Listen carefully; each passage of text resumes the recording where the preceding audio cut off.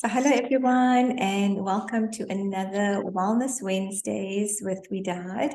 So, today's topic is the importance of mindset, self-worth and self-confidence to dramatically improve your health and well-being. And the way you speak to yourself, the way you view yourself can have a direct impact on your health and well-being. You are important, you matter, and you deserve to feel your best. So stay tuned for a great conversation as Elsa and I discuss this very important topic. My name is Wedaad Price, and I am a certified health coach and a registered pharmacist and teach lifestyle skills over pills. So if you're in your 40s and over and struggling to lose weight, if you're spending hours in the gym and not seeing results, or you've tried every fair diet out there and nothing seems to work, well, I use a different approach to speed up your metabolism, to balance your hormones and improve your energy, so that becomes a lifestyle and you get the results you're looking for. But today with me, I have a very special guest, Elsa Kruger. She is a certified health coach who helps her clients address their challenges and guide them in making the changes they want and need to make in terms of their thought processes, using nutrition and lifestyle to get them unstuck. So welcome, Elsa. Thank you, Wedaad. It's lovely to be with you this morning. You're most welcome. I love also your approach to the nutrition. It's so important even in managing your mental processes and your anxiety. It's very, very important. Absolutely. And I'm so excited to get into this topic of overwhelm and anxiety and stresses of today's world.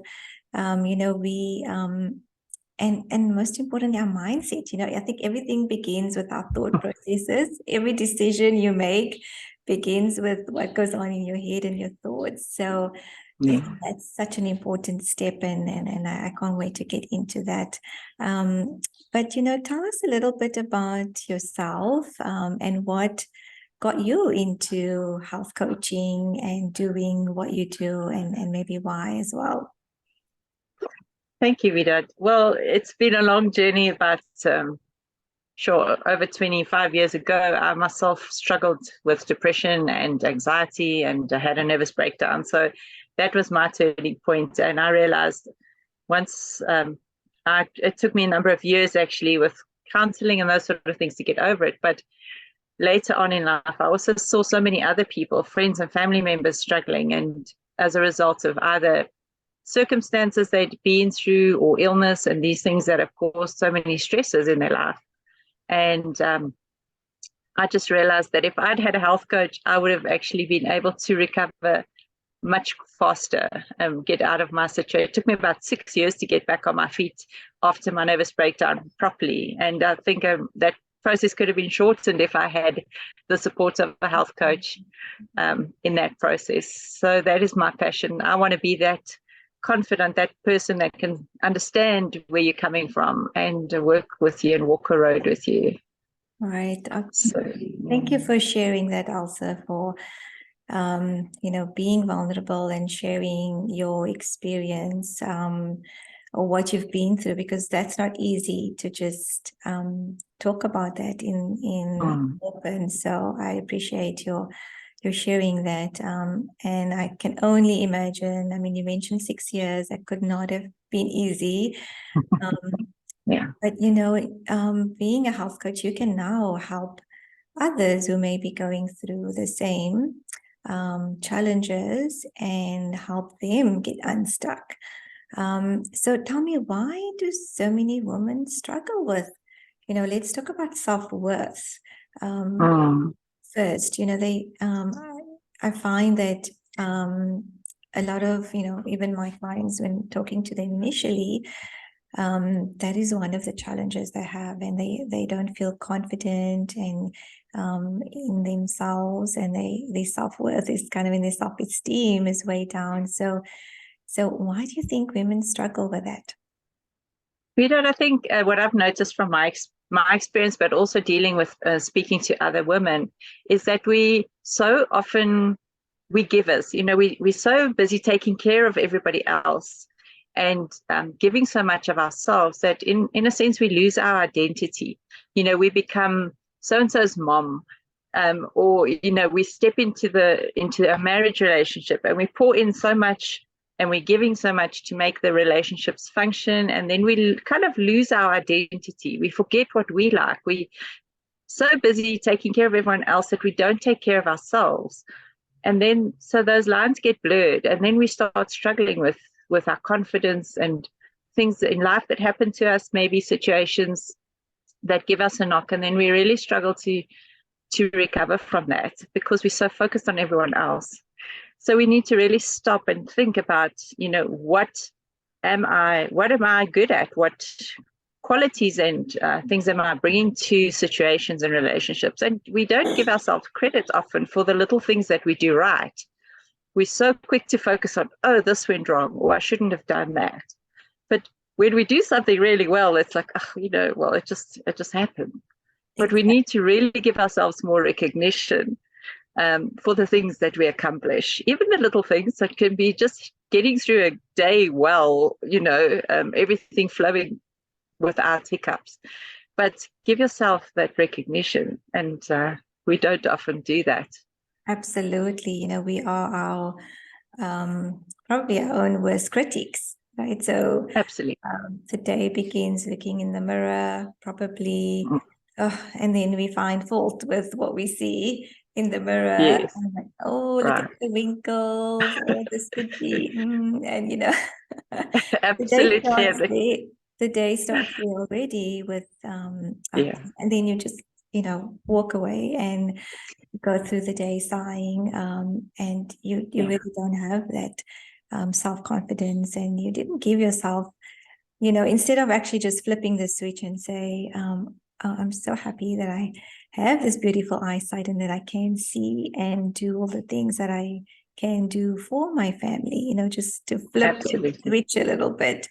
Absolutely. If we focus on the gratitude and the things that we do have opposed to the things that we don't have, or we perceive that we don't have, because sometimes it's just perception, it's not actually the situation, and we can get into a negative spiral very quickly. So we have to learn to stop ourselves and say, hang on a minute, is that really true? Is that really true of myself? If I asked my best friend, would that be what they said about me? So we need to really talk to that little voice and shut it up sometimes. It can run out of control.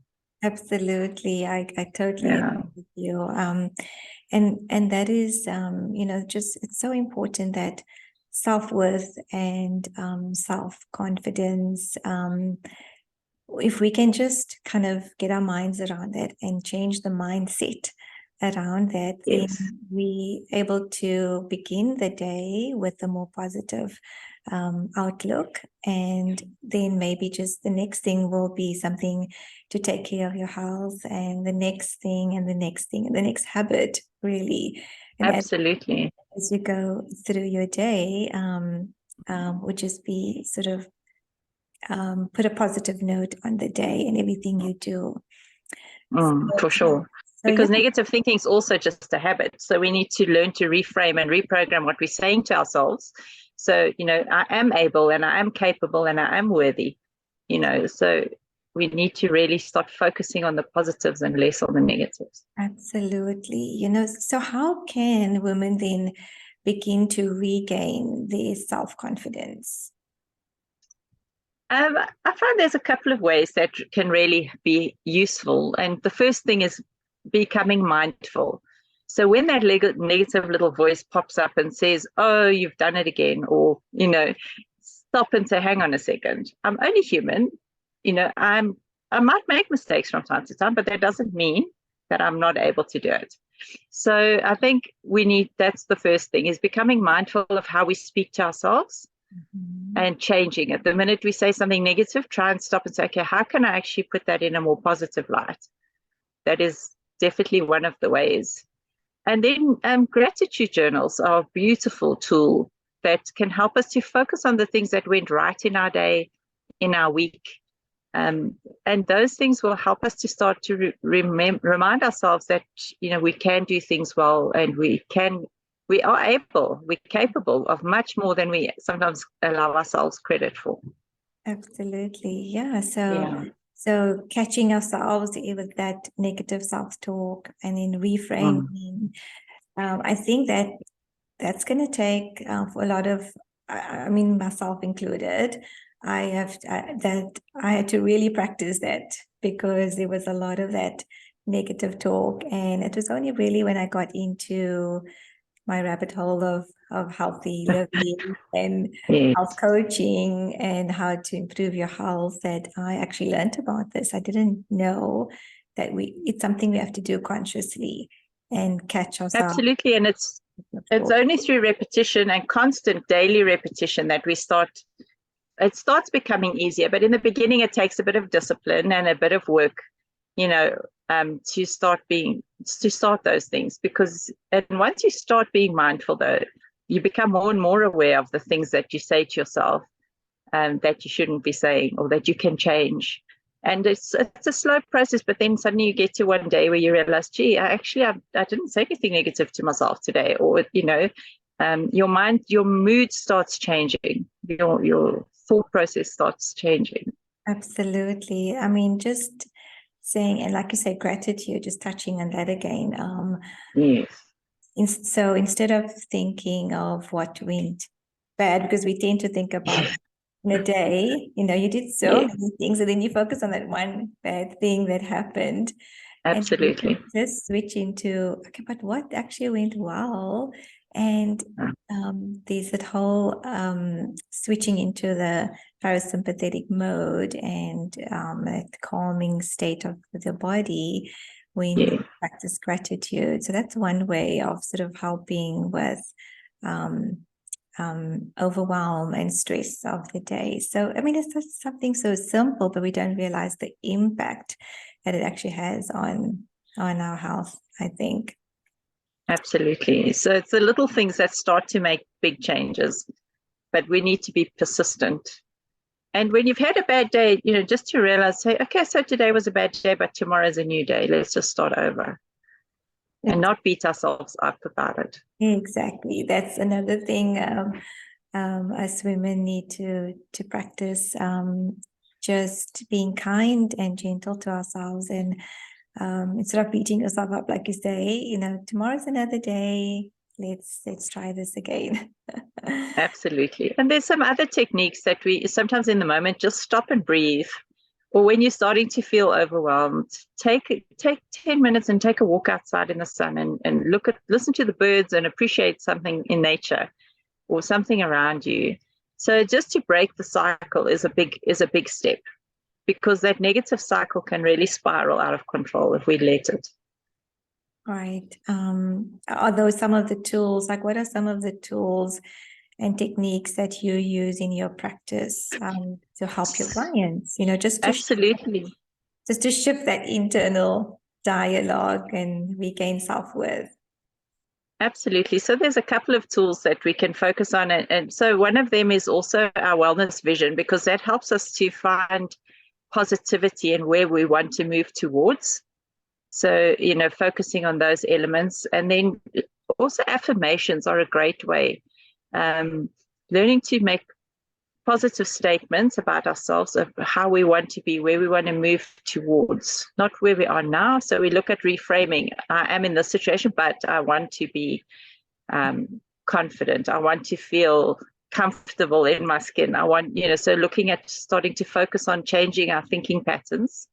And then even things like you're looking at what are your core values, what are the things in life that are really important to you, and how can we use those to help ourselves feel more confident and to change the situation that we're in. Mm-hmm. So there are quite a lot of tools, and then also tools around managing anxiety. Deep breathing is a great way to relax. If we're sleeping better as well, all of these things, it becomes easier to manage your stress levels, which also makes us easier to be mindful and calmer during the day, which helps a lot. Oh, and how do we, and we need to be calmer during the day because it's so much going on, like you said in the Right. beginning. We are moms always doing for everyone else, Yeah. giving, and we need to find that 5 minutes of quiet and calm. Deep breathing is an excellent idea. Just finding that stillness, I think, right? Yeah. And it doesn't have to be like you say, it doesn't have to be big things. 5 minutes of your time, maybe just to sit in the garden. Mm. We mentioned about being in nature, but some people think, oh, they have to go on a hike and they have to go drive somewhere. But maybe nature could be right in your garden, right? Like in your Absolutely. backyard. Yeah, I think what I teach my clients as well is that it can be little things, like you say, literally 5 or 10 minutes. It doesn't have to be the big things.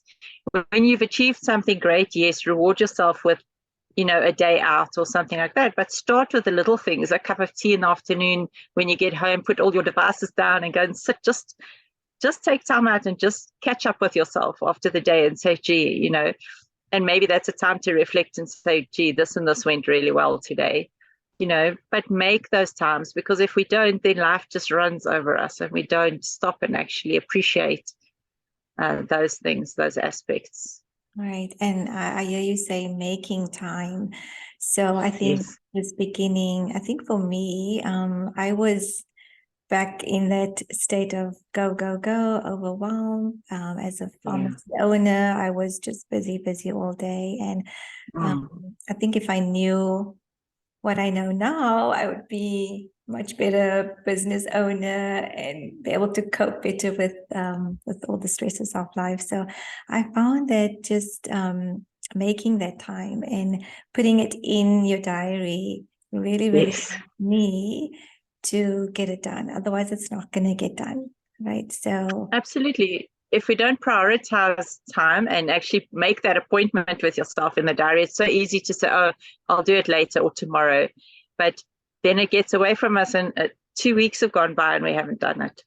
So it is definitely important to actually build it into your schedule. And that's how we also look at how the client's day looks and where they can actually fit it in and what's practical for them.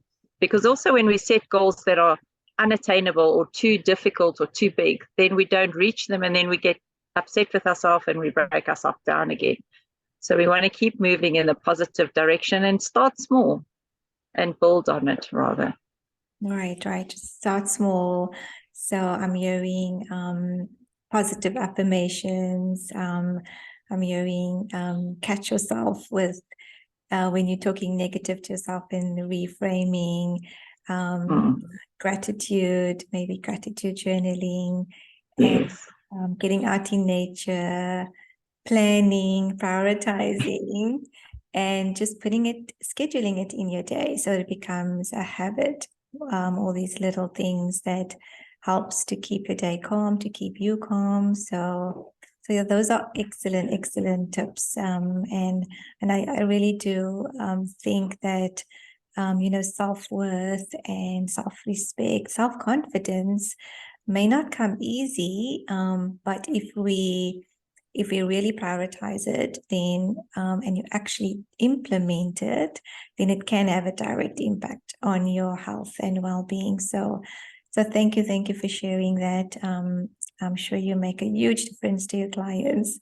So if anyone here is listening and they sort of want to get in touch with you, seeing that you work with clients who have these sort of anxiety, depression, self-worth, thought processing challenges, if they want to get in touch with you, how can they get in touch with you? Absolutely. They can email me at elsa@diti.co.za. We can share a link, or I can share a calendar link if they'd like to book a 30-minute free call, just to find out how I can assist them and just have a chat.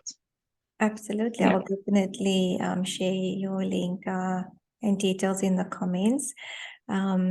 And I just wanted to say thank you for your time. I learned a lot, and I hope someone can pick up some valuable insight and just start to implement just one little step, one small little step.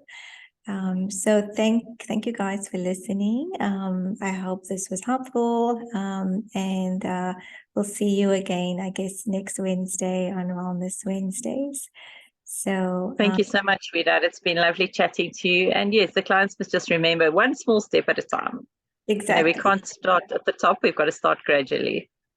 Again, thank you for taking the time out of your busy schedule. With pleasure. To chat to me. So thanks, everyone. Bye for now. Bye.